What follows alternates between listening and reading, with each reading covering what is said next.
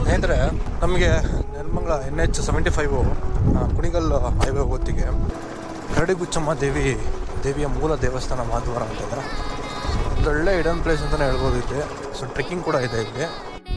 ನೋಡಿ ಅಲ್ಲಿ ಕಾಣಿಸ್ತಿದೆ ಅಲ್ಲ, ಅದೇ ಬೆಟ್ಟ. ಮೇ ಬಿ ಹಿಂಗೆ ಹೋಗ್ಬೋದು ಅನಿಸುತ್ತೆ ನನ್ನ ಅನಿಸಿಕೆ. ಅಲ್ಲಿ ಹೋದರೆ ದಾರಿ ಇದೆ ಅನಿಸುತ್ತೆ. ಅಲ್ಲಿ ಬಾವುಟ ನೆಟ್ಟಿದ್ದಾರೆ ಆಲ್ರೆಡಿ ಒಂದು ಬೆಟ್ಟಕ್ಕೆ. ಟ್ರೆಕ್ಕಿಂಗ್ ಪ್ಲೇಸು ಮೇ ಬಿ ಹಿಂಗೆ ಅನಿಸುತ್ತೆ. ಹೋಗಿದೆ ನೋಡ್ಕೊಳ್ತೀವಿ. ಸೊ ಇಲ್ಲೇ ದೇವಸ್ಥಾನ ಸುತ್ತಮುತ್ತಲ ಸಡಗರವಿದೆ.